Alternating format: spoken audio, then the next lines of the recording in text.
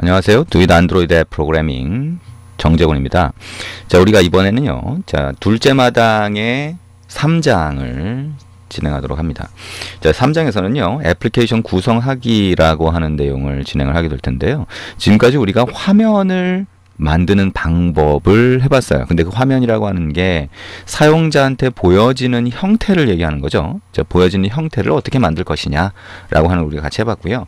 자, 이번 장은 굉장히 중요한 부분 중에 하나인데요. 우리가 앱을 만들 때 어떤 것들이 핵심적인 역할을 하냐, 필수적인 역할을 하냐라고 하는 거를 같이 한번 알아볼 겁니다. 그래서 지금까지 우리가 앱의 화면이죠. 자, 화면이 어떻게 보일 것이냐를 한 이유는 여러분이 좀 자신감을 가질 수 있도록 하기 위한 거예요. 일단 앱이 어떤 형태로 보이는지, 그리고 어떤 형태로 보이도록 만들 수 있는지를 여러분이 하고 나면 이렇게 하면 앱을 만들 수 있구나 라고 하는 생각이 들게 되고요.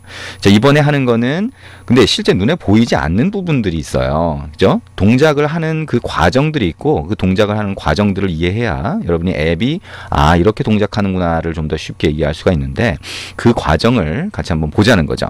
그래서 눈에 보이는 부분은 아니기 때문에 이번 장이 조금 어렵게 느껴지는 분들도 있을 거예요. 근데 최대한 여러분이 잘 한번 이해해 보려고 하시면 좋을 것 같습니다.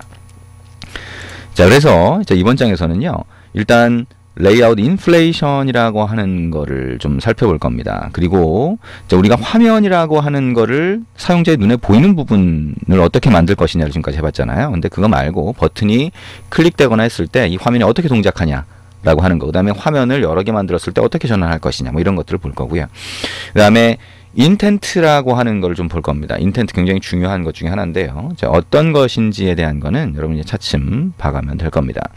그리고 이제 눈에 보이지 않는 것 중에 서비스나 브로드캐스트 수신자, 즉 브로드캐스트 리시버라고 하는데요. 그런 것들이 있습니다. 자, 그런 내용에 대해서 같이 한번 보게 될 겁니다. 자, 먼저 레이아웃 인플레이션이라고 하는 거 먼저 보도록 하겠습니다. 자, 여러분 지금까지는 지금 왼쪽에 보시는 것처럼 화면을 어떻게 사용자에게 보여줄 것이냐를 주로 했어요. 근데 안드로이드의 화면은요, 액티비티라고 하는 걸로 부르는데 사용자의 눈에 보이는 거 말고 이 화면이 동작하는 부분이 필요하겠죠. 그거를 자바 소스 코드로 만들게 돼요. 그래서 하나의 액티비티라고 하는 화면은 XML 레이아웃 파일 하나와 자바 소스 코드, 즉 소스 파일 하나로 구성이 됩니다. 이렇게 구성되는 이유는요, 여러분이 표준 자바하고 좀 다르게 안드로이드는 하나의 화면을 위해서 XML 파일을 분리해 놨죠. 그래서 사용자의 눈에 보이는 거는 XML 파일에 기록하세요. 그리고 동작하는 거는 자바 소스 코드에서 동작하도록 하세요 라고 한 겁니다. 그래서 두 개의 파일이 쌍으로 이루어진다라고 하는 거 생각을 하셔야 됩니다.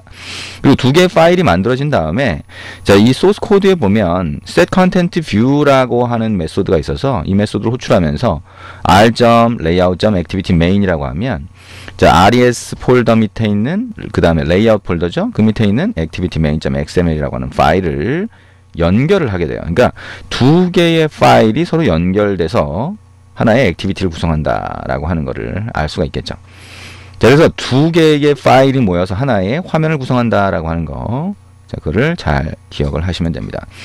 자, 근데 이 XML 레이아웃 파일을 보게 되면 자, 지금까지 여러분은 그 디자이너 도구죠. 디자인 화면에서 주로 화면을 만들었어요. 근데 원본은 XML 파일이라고 하는 걸 이미 알고 있죠.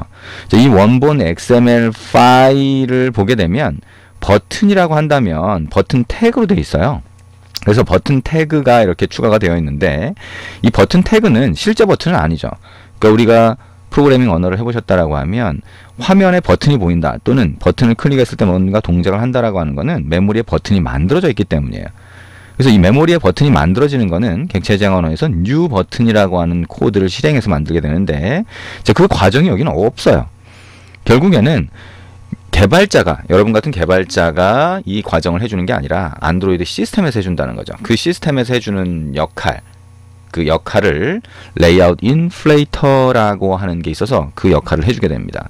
그래서 이렇게 XML 파일에 있는 버튼을 실제 메모리의 버튼으로 만들어주는 과정을 인플레이션 과정이라고 부릅니다. 그래서 이 인플레이션 과정이 있어야 우리가 실제 버튼을 이렇게 볼 수가 있게 되는 거죠.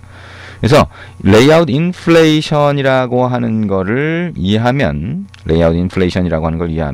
그러면 동작이 이렇게 되는구나 라고 하는 거를 여러분이 쉽게 아실 수가 있습니다.